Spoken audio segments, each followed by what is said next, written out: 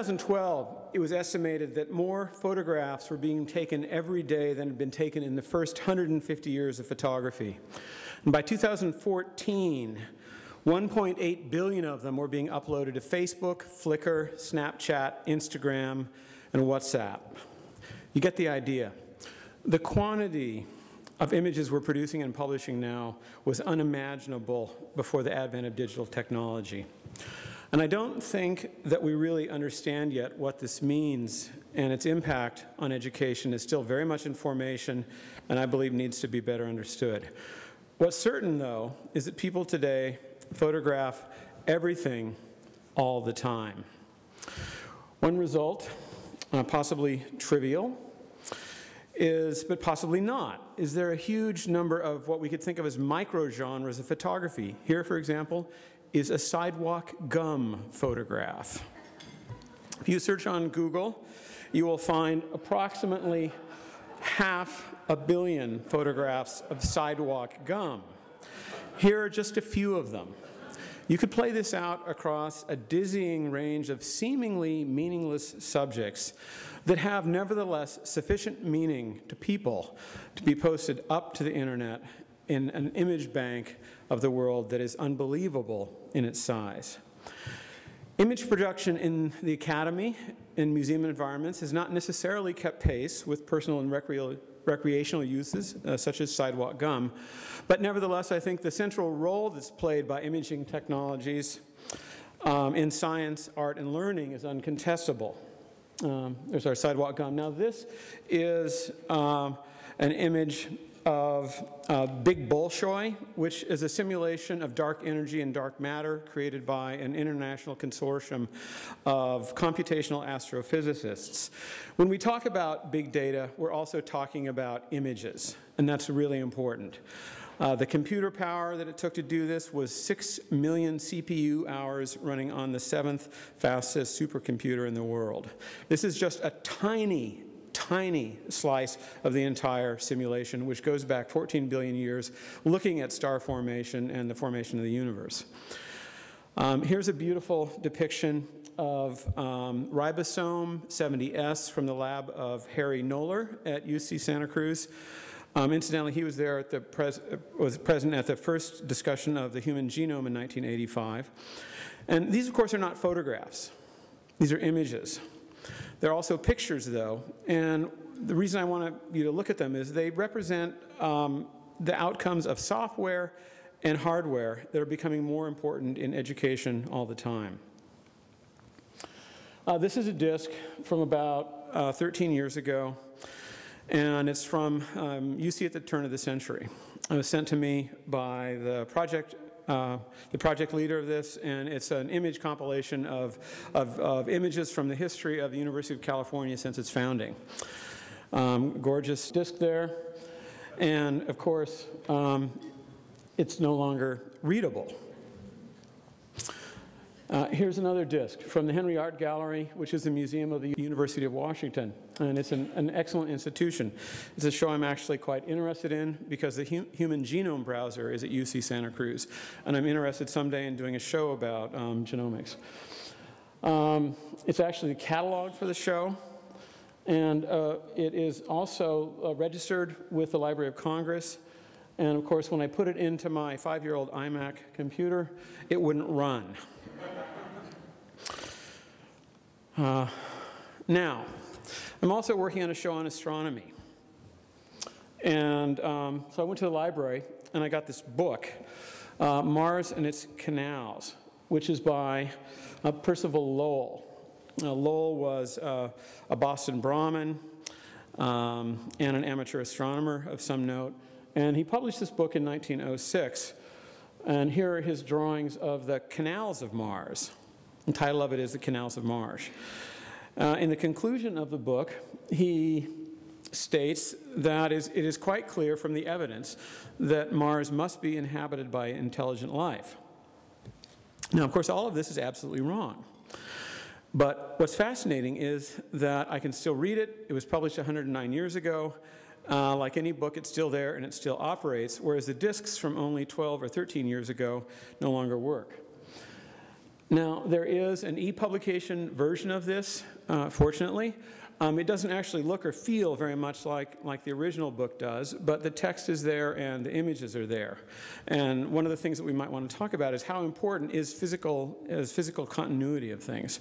But one of the things I'm interested in is not just imaging, it is the sort of persistence of the published form of our images. Every once in a while, I talk to a software engineer, a designer, and ask if it would be possible to create something like a digital book that will preserve its full design with text, images, but also not just still images like this one, but with audio, with video, with all of that. And we can know that we can still open it up and read it and look at it and listen to it in 50 years. When I do this, I usually get either laughed at or they shake their heads and say with a mix of sadness and apology that, you know, even 50 years is pretty much out of the question, because if the software doesn't get you, the hardware surely will.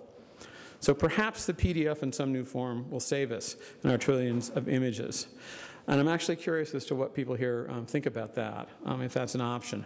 Perhaps also the cloud will save us, and the book will be on the cloud forever, and that will work out. I don't know, but this seemed like an interesting time to ask those questions. So to conclude, we have an amazing capacity to create images now, to create audio, to create video. There's never been anything like it in the history of humanity. And it has created an orgy of communication that's unlike anything else that has happened. But we're in museums, we're in universities, we're in libraries, and we rely on a kind of continuity. And I do wonder, and I've been one of the perpetrators of this too at SF MoMA and other places, and putting images online, but I do worry more and more about the fact that I wonder if our technology is up to the task of remembering the images that we need and want to remember. I am in love with the book because it's something, it's an embodiment of a certain moment in time, and it doesn't change. And even if it's wrong, you can look at it and understand more about that time. Whereas we can't look at websites that SF MoMA was creating and recording 15 years ago. And so that makes it very hard to study them, very hard to put them in libraries, and very hard to teach them. So for me, if there's a black swan, it would be some unanticipated solution to this problem. At this point, I can't imagine what it would be, but I really look forward to talking about it with everybody. Thank you.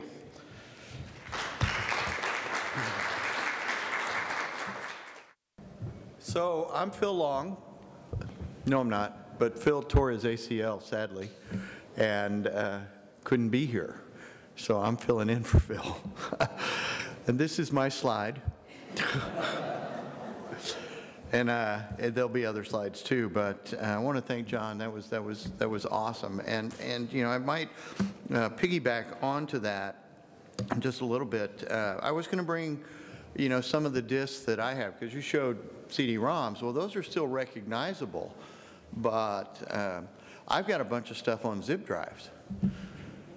And you know, Michael, I know you've got probably stuff on some of those experimental drives that people were using in the early days of video when it was still analog and we were trying to, you know, to have even 20 megabytes of storage to put a teeny little video on.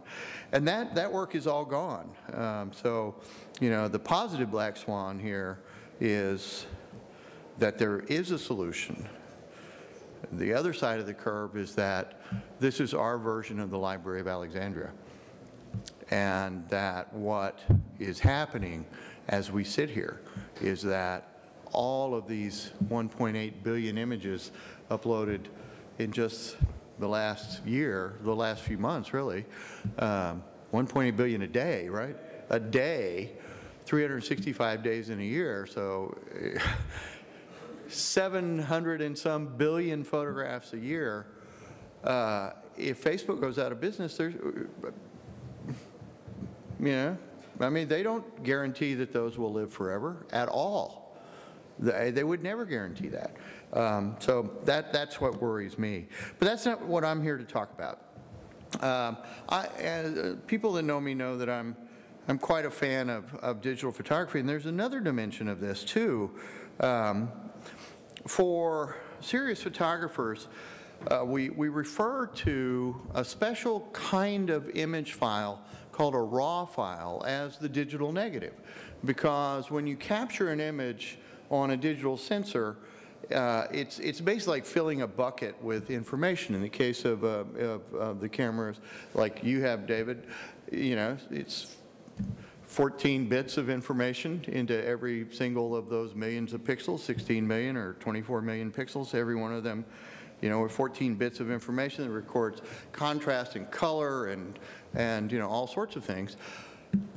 And we think of it like a negative, except that the only reason that the software I have can even interpret those raw files is because Apple has created a converter for them.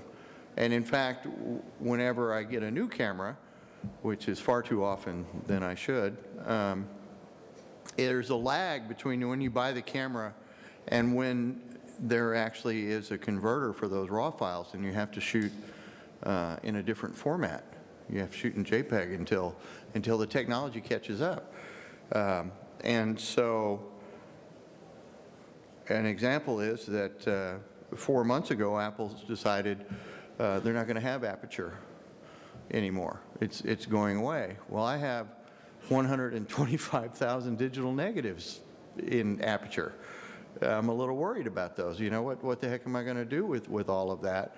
And how is it, you know, how am I going to transition to that? Even though I know there will be a solution for me, it's going to be weeks of work, you know, to bring that up to speed. So that's one dimension.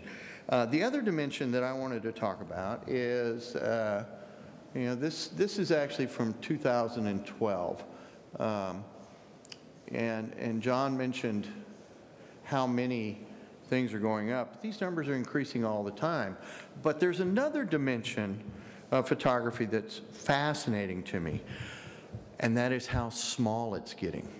So this is an exploded, this is the camera on the iPhone 6. This is one of the most sophisticated cameras ever created. The optics in it are as good of optics as you'll find in any high-end camera. They're made of sapphire. The lenses are sapphire, carefully ground, stacked, color-corrected. You know, it's as sophisticated as any lens that you could want. And the sensor is a marvel. You know, 8 megapixels, and it's barely a 1/4 inch across. But that actually is a huge camera compared to what's possible. And, you know, so this is what it looks like if you take it out of the phone. It actually has image stabilization in it. And so this part in the middle here is actually situated so that if you move the camera in 3 axes, it can correct for that movement and keep it from getting blurry on you, for motion blur, which is just amazing. The length from top to bottom is a 1/4 inch on that. Now this is the world's smallest spy camera. This shoots 4K video. It's actually about the size of a Tic Tac box and has a place for a card to go in it. 120 millimeter lens, which is not quite fisheye, but definitely a wide angle lens. It's completely waterproof if you want it to be. There's a case and enclosure for it. And even that's a huge camera, because the cameras that are being used for really important imaging are really small. This one is being used by NASA as the eyes for the robot refueling experiment station that's going on at the ISS right now. And as you can see, the camera itself is barely bigger than the fiber optic line that goes to it. But here's the thing. It's not just optics in there. Everything's in there. That's the battery. That's the storage. That's the communication back to the digital signal processor. And again, this camera can record in high definition. And it's not even the smallest camera. This one is just 1 millimeter across, and it's designed to actually have medical implications. And so they have a version of this camera, it's made by Medtronics, that you literally swallow.